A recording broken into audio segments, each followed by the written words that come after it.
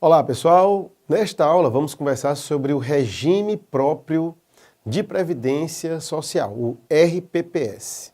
Então, o nosso foco aqui são os servidores civis. Assim, podemos dizer que o regime próprio de previdência dos servidores públicos é o chamado RPPS.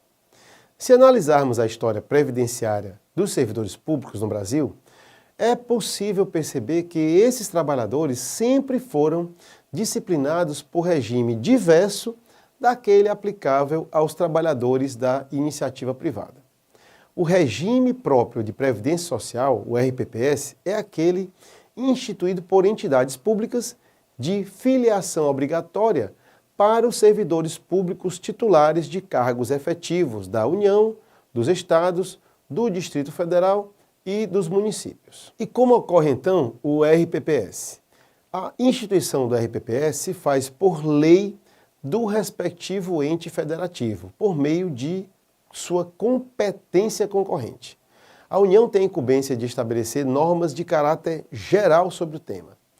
Então, o RPPS terá caráter contributivo e solidário e observará os mesmos princípios constitucionais que regem a Seguridade Social.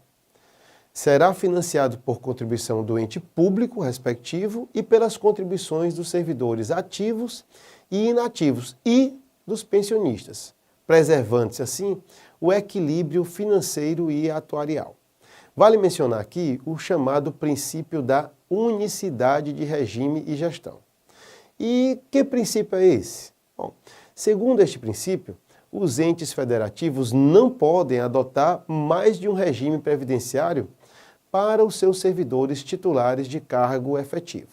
E a sua gestão é feita apenas por uma única unidade gestora. Entendidos esses detalhes introdutórios, devemos direcionar a nossa atenção para o regime próprio de previdência de servidores públicos e conhecer seus beneficiários. Mas atenção, nem todo agente público será assegurado do RPPS.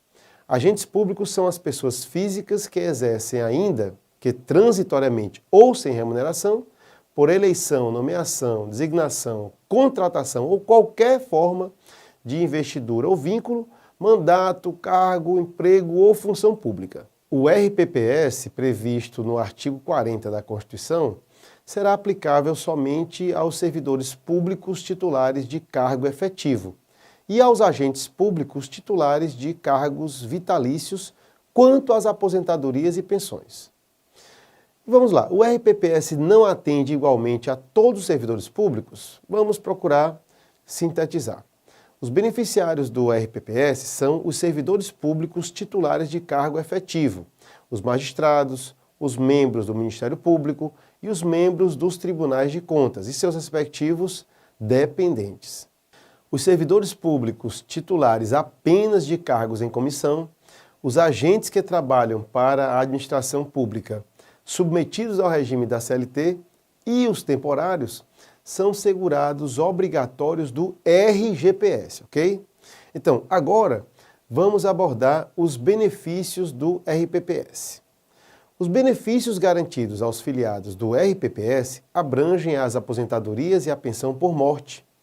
Este rol é bem mais restrito que aquele apresentado no âmbito do RGPS. E isso acontece porque, após a reforma, verificaram-se várias mudanças no RPPS. Os afastamentos por incapacidade temporária para o trabalho e o salário maternidade são atualmente considerados como benefícios estatutários para os servidores públicos e serão pagos diretamente pelo ente federativo e não pelo regime próprio de previdência social ao qual se vincula o servidor. O salário-família e o auxílio-reclusão possuem natureza de benefício assistencial, a ser concedido a servidores de baixa renda, e tampouco são dotados de caráter previdenciário.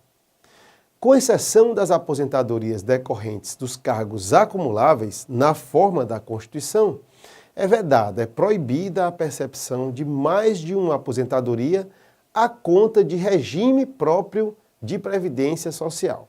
Também foi excluída a possibilidade de aplicação, como sanção administrativa, da pena de aposentadoria compulsória de magistrados e membros do Ministério Público dos Estados, com direito a proventos proporcionais ao tempo de serviço.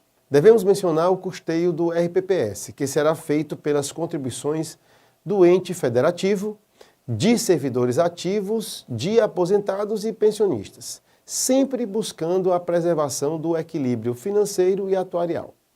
As novas regras de cálculo também serão aplicáveis aos servidores, ou seja, o valor das aposentadorias corresponde a 60% da média dos salários, aumentando 2% a cada ano, até que se completem os 20 anos de contribuição.